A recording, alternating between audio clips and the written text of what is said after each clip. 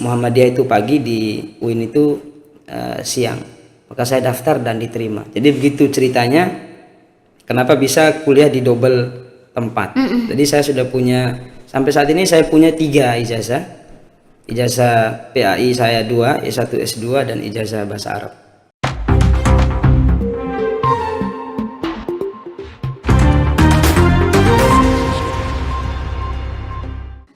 Assalamualaikum warahmatullahi wabarakatuh. Selamat datang di channel kami, di channel Kaum Podcast IBC, Islamic Berkarakter dan Cerdas. Masih bersama saya Muminah, dan tentunya di kesempatan kali ini kita telah kedatangan narasumber yang Masya Allah luar biasa. Karena di program kali ini juga kita dalam program nostalgia nih, dimana kita akan mengupas pengalaman beliau.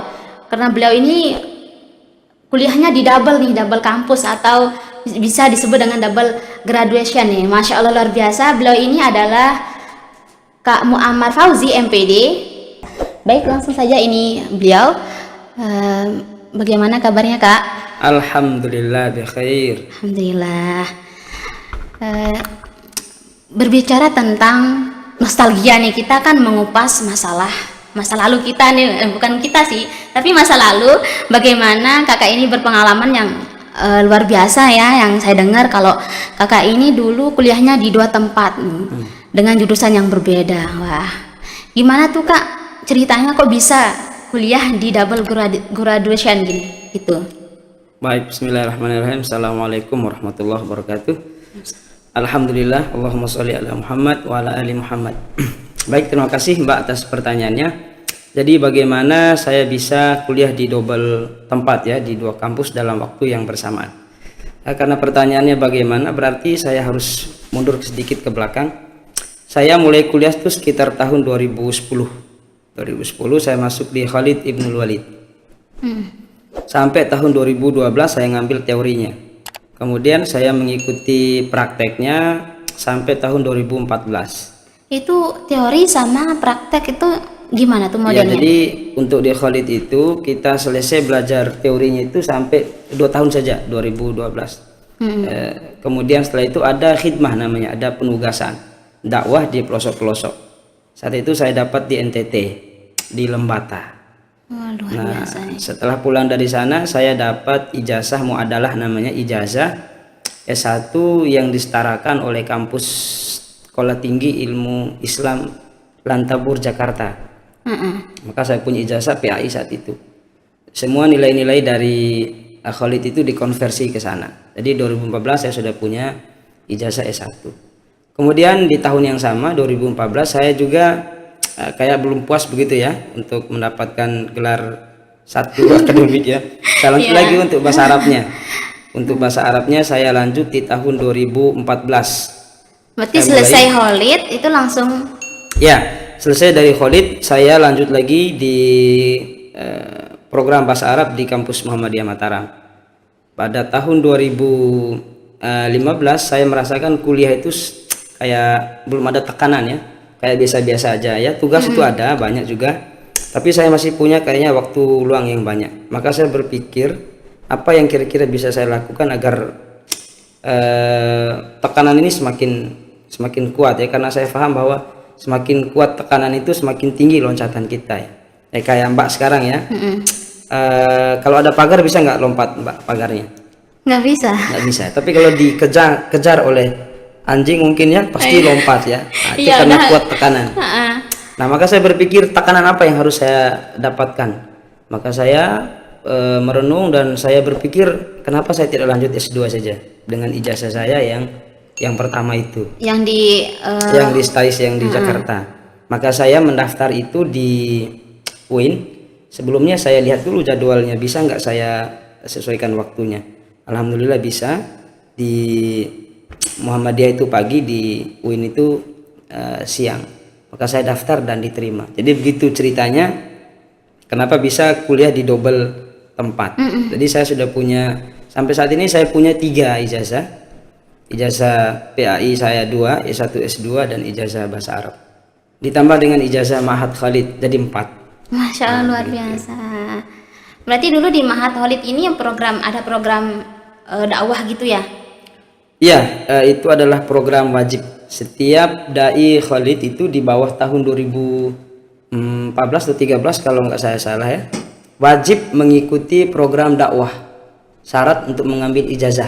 Nah, itu. Lalu bagaimana tuh mengatur waktu ketika kakak tuh kuliah di double gitu, double tempat? Ya, Masya Allah ya, kalau masalah mengatur waktu ini tergantung siapa ya, karena ada juga orang yang nggak punya pekerjaan apa-apa kayak nggak bisa ngatur waktu. Karena susah banget gitu kadang-kadang. Ya, jadi kita S1 saja di satu tempat itu kayak susah ya, kayak kewalahan kita, apalagi S2. Tapi saya merenung ya, maka Allah bersumpah kan, wal asri innal insana lafi khusri, demi masa. Jadi kalau Allah sumpah dengan satu benda, itu menunjukkan benda itu sangat berharga ya, sangat ditakzim, ditakrim. Maka saya berpikir sebenarnya waktu yang Allah kasih ini banyak, 24 jam. Iya. Cuma karena terlihat tidak banyak karena kesibukan kita yang kurang bermanfaat. Saya buktikan sendiri, saya bisa mengatur waktu itu. Di Muhammadiyah saya kuliah jam 8 pagi sampai jam 12 siang. Habis itu saya lari ke sana. Ke UIN. Ke UIN. Dimulai setengah 2 kalau nggak salah, berakhir jam 6 sore. Tapi itu teratur untuk pas kakak tuh lulus ya, sampai kakak lulus itu? Ya, alhamdulillah teratur. Kadang-kadang nggak teratur ya. Kalau nanti saya udah dapat KKN itu di tempat. Saya dulu dapat KKN di Sekotong, di Mareje, bagian atas sekali, bagian pojok. Dan bersamaan dengan itu saya juga harus kuliah. Jadi bolak-balik begitu. Iya. Tapi itu nggak memberatkan kakak berarti ya itu?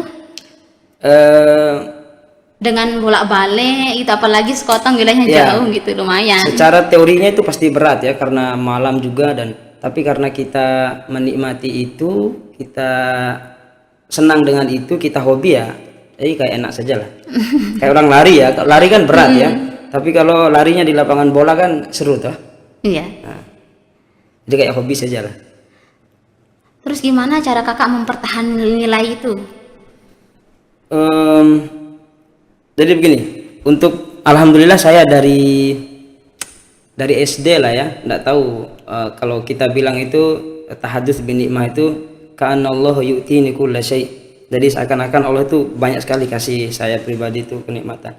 Dari SD saya selalu berprestasi ya, kemudian SMP di pondok pesantren juga, di Ma'had Khalid juga, saya menjadi alumni terbaik ya.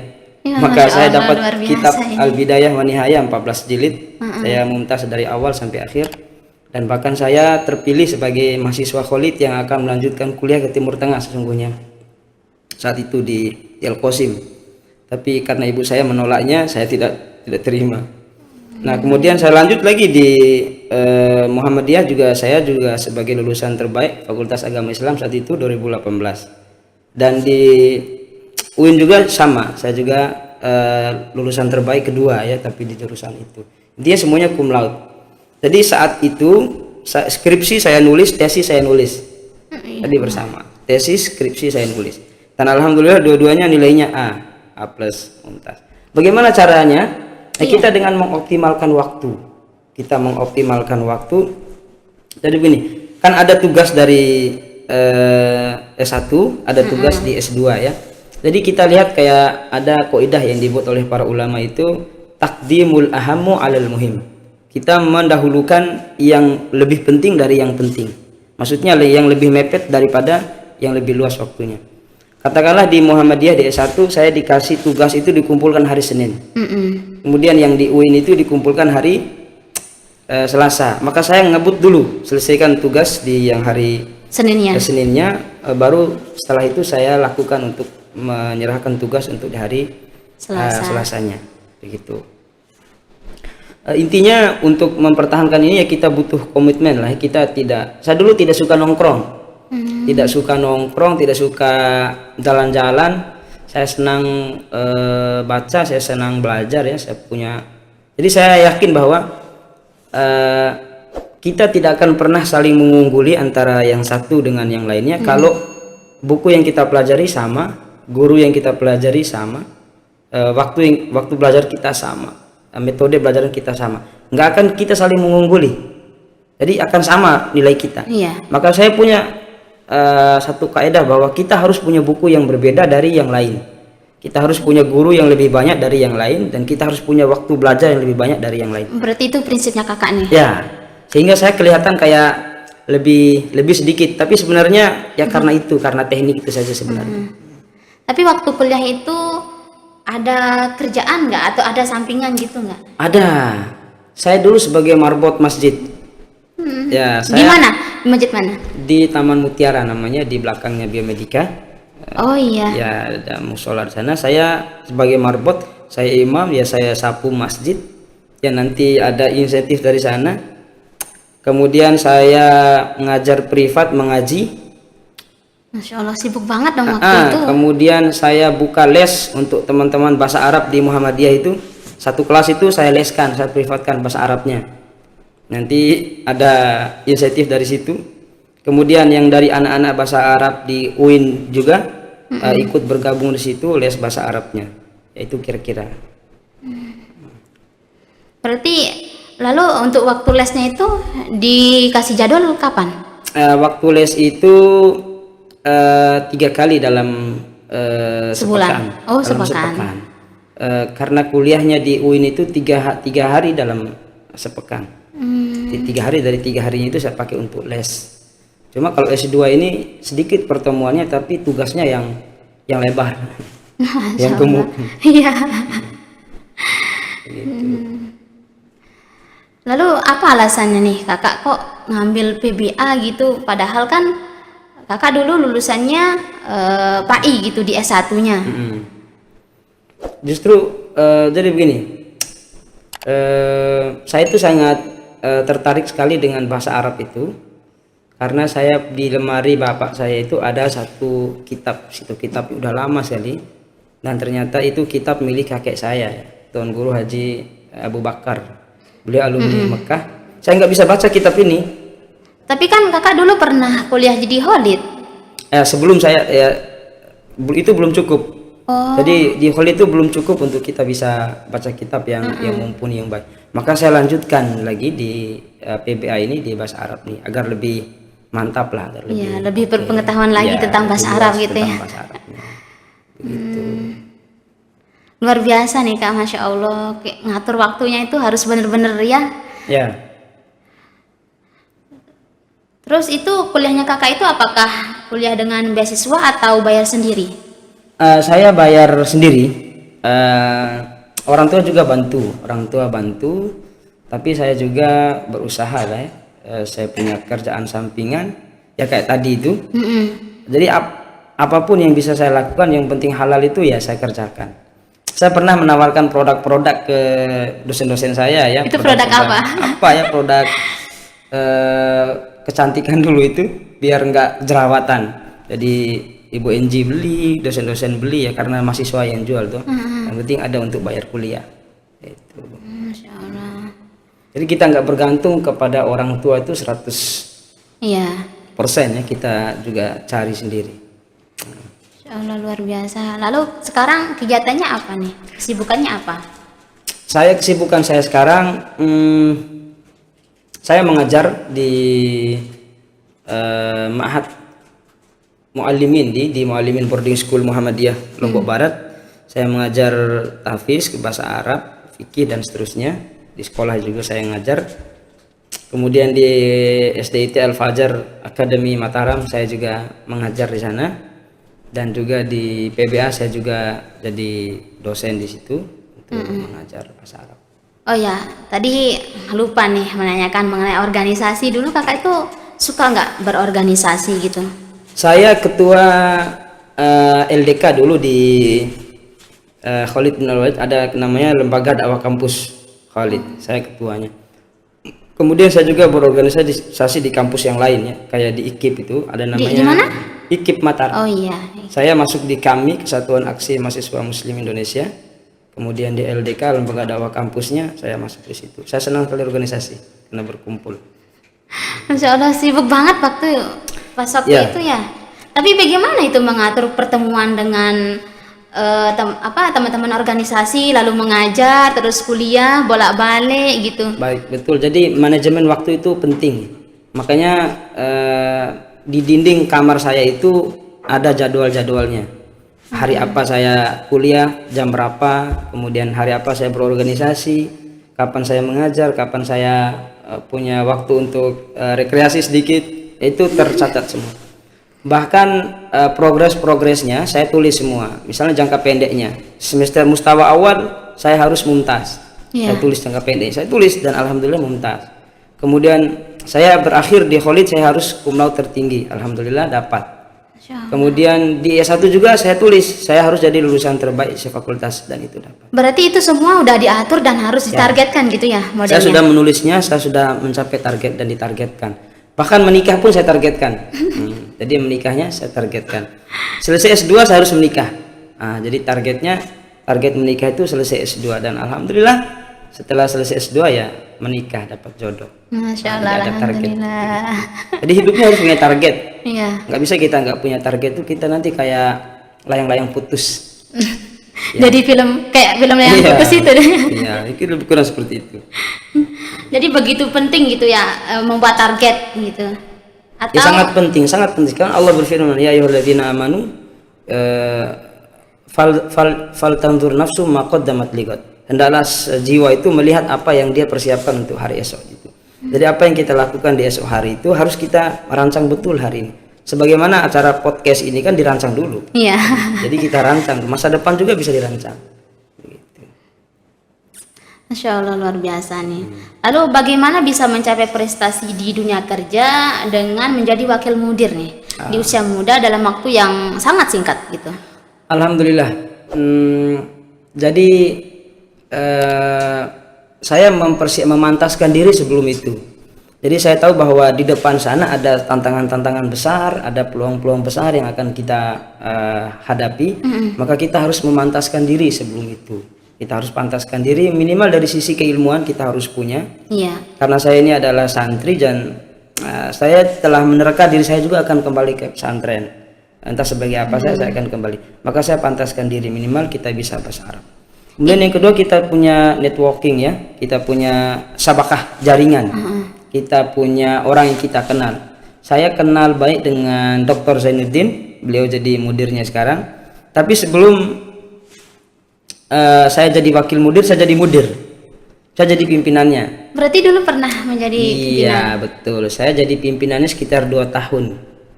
Nah, setelah itu Dr. Zainuddin pulang dari S3-nya dan SK saya habis, beliau ganti saya jadi mudir.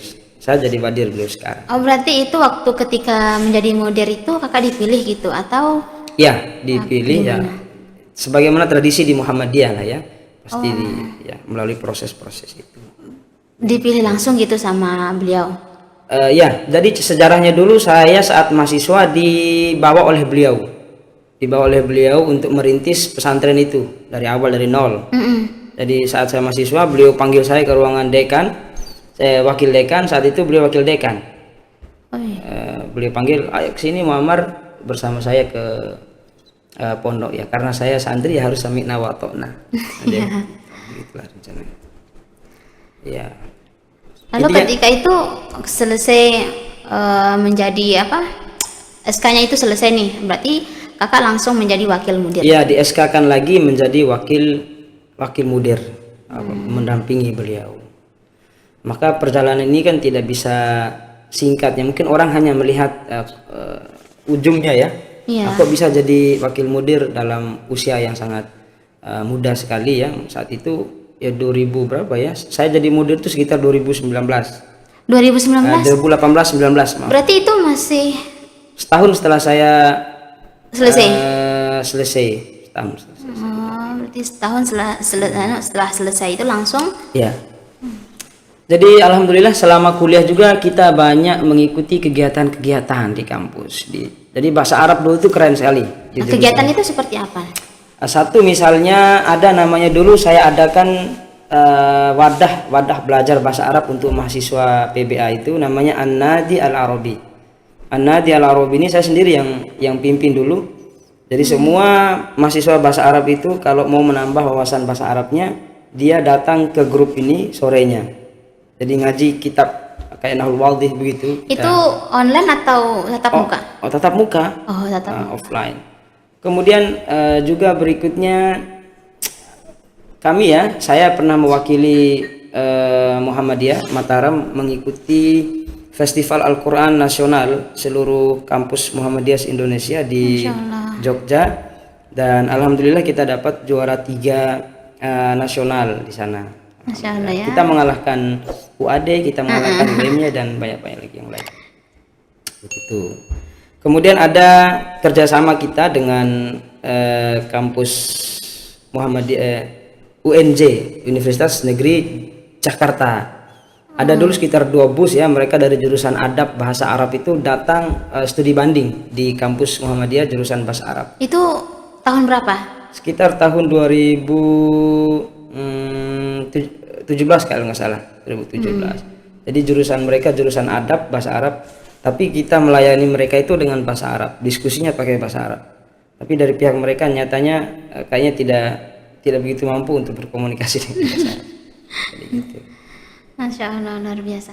Nah, gimana tuh untuk mengokohkan hati kita supaya kayak kakak nih yang modelnya bersungguh-sungguh banget gitu dalam mencapai prestasi, dalam menuntut ilmu juga kayak gitu. Ya, jadi ini pertanyaan menarik ya, dan mudah-mudahan bisa dijadikan sebagai acuan bagi mahasiswa yang masih kuliah ya. Jadi begini, orang itu banyak yang tidak sampai kepada tujuannya karena dia nggak punya tujuan. Jadi bagaimana agar kita bisa prestasi? 1, kita harus punya tujuan. 2, kita harus punya caranya. Kemudian 3, kita harus punya langkah. Sebagian besar mahasiswa itu nggak punya tujuan. Jadi kalau ditanya apa tujuanmu kuliah, kadang-kadang mikir dulu. Jadi nggak punya tujuan awal. Atau ada orang punya tujuan tapi nggak tahu caranya seperti apa. Atau sudah ada tujuan, sudah tahu cara, tapi nggak berani melangkah. Nggak berani ambil tindakan. Nggak berani, mungkin karena masalah keuangan, masalah banyak sekali faktor ya. Maka penting kita harus punya tujuan. Tujuan saya kuliah itu dapat ilmu, menguasai jurusan saya. Karena itu jurusan saya dan nanti saya akan dapat ijazah jurusan saya dan harus pertanggungjawabkan ini. Maka saya berilmu di bidang itu. Kemudian yang kedua, kita punya cara. Kita harus tahu caranya. Misalnya Mbak ini mau ngambil mangga ya, kan tujuannya mau ngambil mangga. Bagaimana caranya? Ya, dulu cari apa? Mungkin cari tangga. Ya, cari tangga mungkin. Atau pakai galah, kemudian dilempar. Maka kita punya cara. Kita harus punya kurikulum pribadi. Kita punya kurikulum pribadi. Dan yang ketiga, kita harus berani melangkah.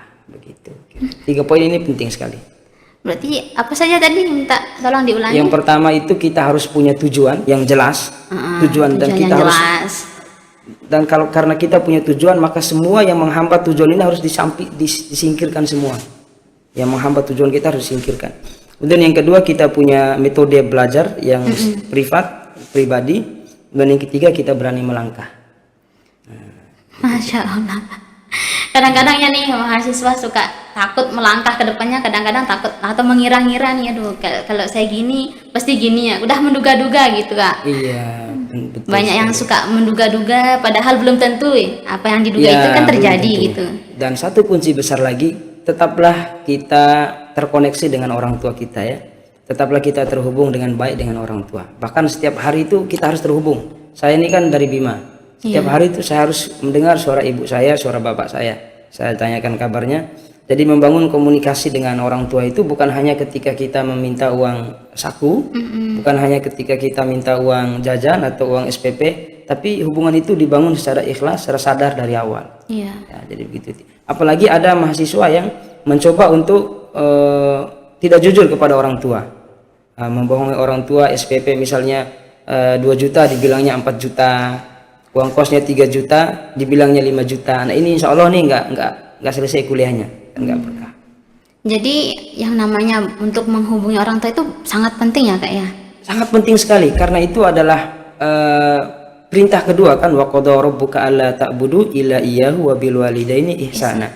Dan Tuhan memerintahkan kepadamu untuk tidak menyembah kecuali Dia, dan perintah yang kedua ini agar engkau tidak berbuat baik kecuali kepada kedua orang tuamu. Jadi berbakti kepada orang tua ini adalah perintah kedua setelah kita menyembah Allah. Maka hubungan kita kepada Allah itu sangat penting, juga hubungan kita kepada orang tua juga sangat sangat penting lah. Dan yang saya tahu itu juga Kak, sukses itu juga bukan karena dari usaha kita sendiri, tapi ada doa orang tua gitu. Iya, betul. Dan doa dari orang tua yang itu Allah kabulkan, Allah tunjukkan, Allah kasih gitu. Nah, jadi ada hadis begini, salah satu dakwatin la turaddu, ada tiga doa yang tidak dikabulkan. Di antaranya adalah dakwatul walid ala waladi, doanya orang tua kepada anaknya. Jadi suksesnya kita itu ya mungkin ada pengaruh daripada kita belajar, ada usaha kita ada, tapi doa dari orang tua juga sangat besar sekali.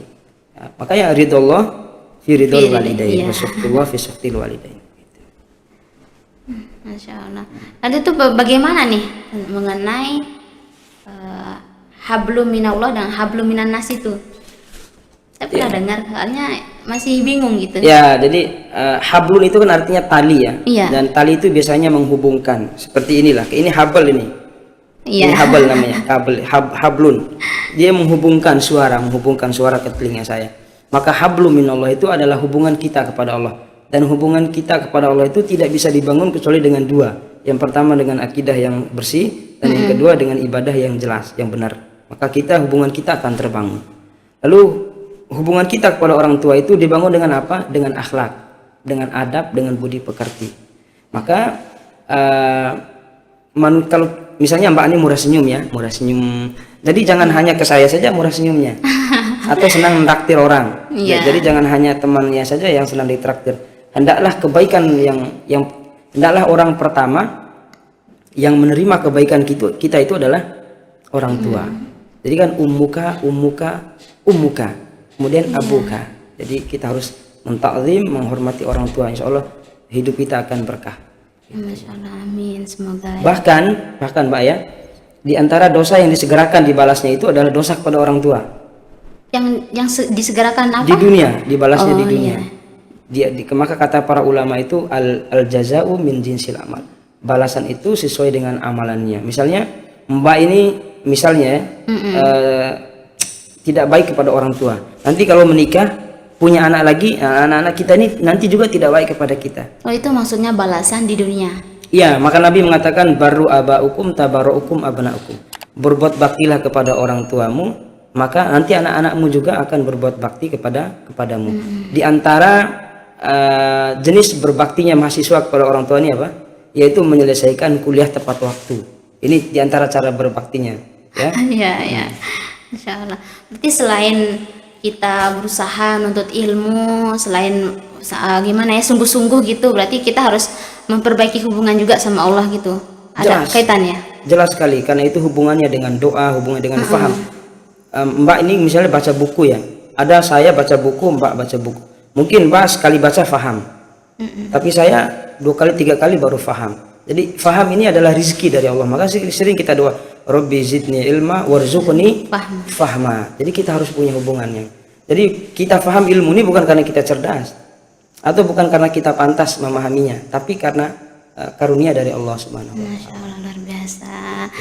Baik, terima kasih Kak Muammar ya, yang sudah menyempatkan waktu nih. Masya Allah, luar biasa, yang mungkin membuat kita termotivasi lebih giat lagi ya, nuntut ilmu, lebih giat lagi dalam berkegiatan, beraktivitas gitu. Karena tidak semua teman-teman atau yang lainnya nih semangatnya tuh kuat kayak kakak nih. Insya Allah, luar biasa. Baik, itu saja. Jadi teman-teman atau sahabat-sahabat yang di sana atau yang lagi nonton, jangan lupa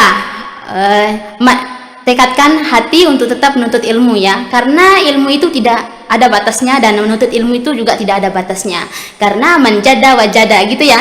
Barang siapa yang bersungguh-sungguh maka dapatlah ya, seperti Kak Muammar ini yang luar biasa, Masya Allah. Baik, Stay connect dengan orang tua ya. Iya, sekiranya kakak nih bisa sampaikan pesan-pesan dan kesan yang kakak sampaikan kepada penonton dan yang lainnya ini. Saya ingin sampaikan kepada seluruh mahasiswa ya, dan seluruh pelajar, entah itu mahasiswa atau bukan, bahwa kita harus punya prinsip. Jadi manusia itu harus punya prinsip, dan prinsip ini tidak bisa digoyahkan dengan apapun. Maka saya menerjemahkan prinsip itu dengan dengan tujuan tadi itu. Setiap orang yang masuk ke dunia kerja atau dunia pelajaran atau apapun, dia harus punya tujuan, dan tujuan ini adalah tujuan yang bersih, yang murni. Kemudian yang berikutnya, setelah dia punya tujuan, dia harus punya cara, metode untuk mendapatkan tujuan itu. Dalam hal ini mahasiswa harus punya cara bagaimana mendapatkan ilmu. Di antaranya apa? Banyak membaca. Jadi apa yang kita baca? Buku. Koleksi buku banyak-banyak, beli kitab-kitab para ulama. Jangan hanya HP kita yang mahal, tapi buku kita kosong di lemari ya. Jadi kita harus punya banyak koleksi buku-buku, karena buku ini adalah jendela dunia kan. Kemudian kita dekat dengan orang-orang alim ya, sohbatul ustaz. Mendekat dengan mahasiswa yang soleh, pilih teman yang baik, karena almaru ala dini khalilihi, orang itu tergantung agama temannya, sahabatnya, pilih sahabat yang baik. Bergaul dengan para ustaz, taati guru, hormati guru. Kemudian berjuang ya dengan harta kita. Jangan hanya kita menunggu yang gratis-gratis saja, tapi berjuang, berjihad dengan wajahidu bi amwalihim wa anfusihim. Nah, itu. Kemudian setelah kita tahu caranya, yang ketiga kita melangkah. Bismillah. Jangan takut, karena Allah Subhanahu wa taala akan menjamin rezeki kita. Ya, la tahaf nih. La takhaf wa la tahzan. Masya Allah, luar biasa. Baik. Jangan lupa untuk teman-teman yang lagi nonton atau sahabat-sahabat lainnya, subscribe, like dan komennya, serta share ke teman-teman yang lainnya, karena ini sangat menarik sekali nih pembahasan kita. Bagaimana cara kita agar lebih dikuatkan lagi nih ya, menuntut ilmunya dan berbagai hal dalam kehidupan ini, karena hidup itu punya tujuan. Baik, saya Muminah mohon undur diri. Billahi taufiq wal hidayah. Wassalamualaikum warahmatullahi wabarakatuh. Waalaikumsalam warahmatullahi wabarakatuh.